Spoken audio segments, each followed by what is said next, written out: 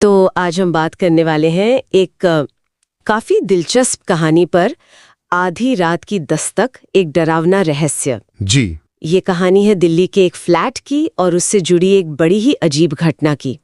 हम कोशिश करेंगे इसके पहलुओं को समझने की कि ये क्यों हमें इतना डराती हैं ऐसी कहानियां। हाँ, ये कहानी हमें ले जाती है 2007 में दिल्ली के लाजपत नगर। एक लड़की है रिया। हाँ। नया ऑफिस ज्वाइन किया है, अकेले रहने आई हैं और एक 1 BHK फ्लैट किराए पर लेती हैं। मतलब शुरुआत तो काफी आम सी है। बिल्कुल आम, लेकिन यहीं से चीजें थोड़ी अजीब होनी शुरू होती हैं। जैसे फ्लैट सस्ता मिलता है। दिल्ली में सस्ता फ्लैट मिलना ही अपने आप में थोड़ा हाँ, वो तो है। शक पैदा करता है। और फिर जाते जाते मकान मालिक एक चेतावनी देता है कि अगर आधी रात के बाद दरवाजे पर दस्तक हो, सिर्फ एक बार, तो दरवाजा नहीं खोलना।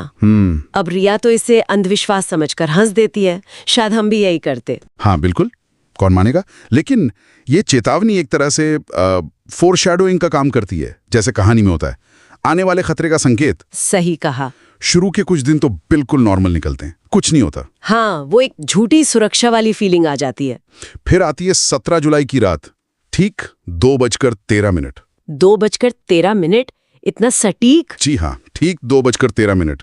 रिया की नींद खुलती है एक धीमी सी दस्तक से, और बस एक बार। सिर्फ एक बार? अजीब है बहुत।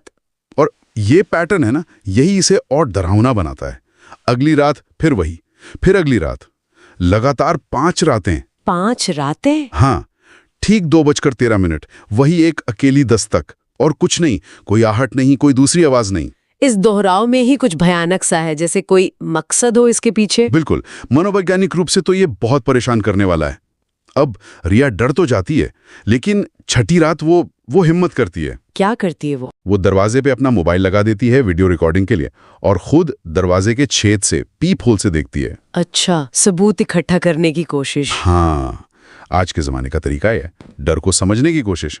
लेकिन बाहर कोई नहीं होता, बिल्कुल सन्नाटा। कोई नहीं? मतलब कोई मजाक भी नहीं कर रहा था?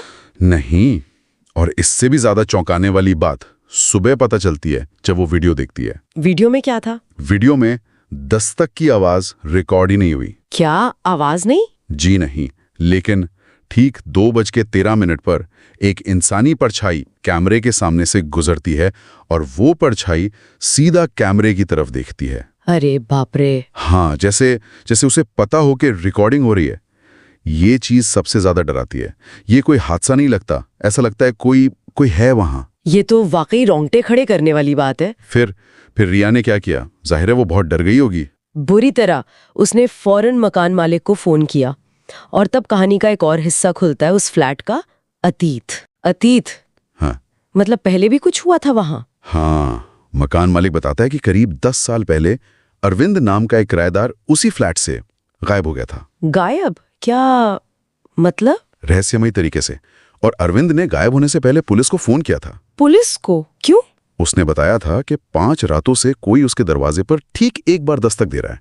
वही पैटर्न। बिल्कुल वही पैटर्न। मतलब रिया के साथ जो हो रहा था वो पहले भी हो चुका था। जी।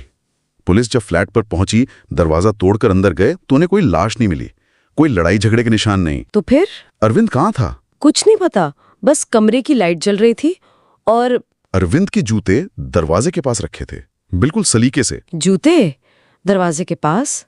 बड़ा अजीब है। हाँ, ये छोटी छोटी डिटेल्स है ना, ये रहस्य को और गहरा बनाती हैं। अरविंद का आज तक कुछ पता नहीं चला? और मकान मालिक ने यह भी बताया कि अरविंद के बाद उस फ्लैट में कोई ज्यादा टिक नहीं पाया। हाँ, कोई भी किराएदार 1 महीने से ज्यादा नहीं रुका, सब भाग गए। तो जाहिर सी बात है, रिया ने क्या किया होगा? बिल्कुल।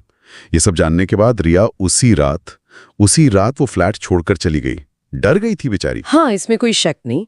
तो वो फ्लैट आज भी बंद है? कहानी तो यही कहती है, आज भी वो फ्लैट वैसे ही बंद पड़ा है। और कहते हैं कि इलाके में एक बात फैली हुई है। हाँ, एक तरह की लोकल लेजेंड बन गई है। कहते हैं कि अगर कोई रात के 2:13 पर उस फ्लैट के पास से गुजरे, हाँ, तो दरवाजे के अंदर से एक दस्तक सुनाई देती है। अंदर से? पहले तो बाहर से थी, अब अंदर से? जी हाँ, सिर्फ एक बार, वही पैटर्न। ये अंदर से दस्तक वाली बात कहानी को एक नया मोड़ देती है। ये तो और भी ज्यादा अजीब और डरावना है। मतलब दरवाजे के पीछे क्या है? कौन है या क्या है पता नहीं। तो ये अनसुलझा रहस्य हमें सोचने पर मजबूर करता है। आखिर इस कहानी में डर का असल सोर्स क्या है? वो अकेलापन, रात का अंधेरा, या वो एक तय समय पर होती दस्तक, या फिर वो अनदेखी मौजूदगी का एहसास?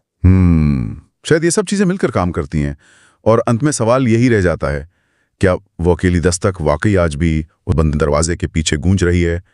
किसी पुराने अनसुलझी अतीत का संकेत या कोई अनदेखी ताकत? ये सवाल ये वाकई सोचने वाला है।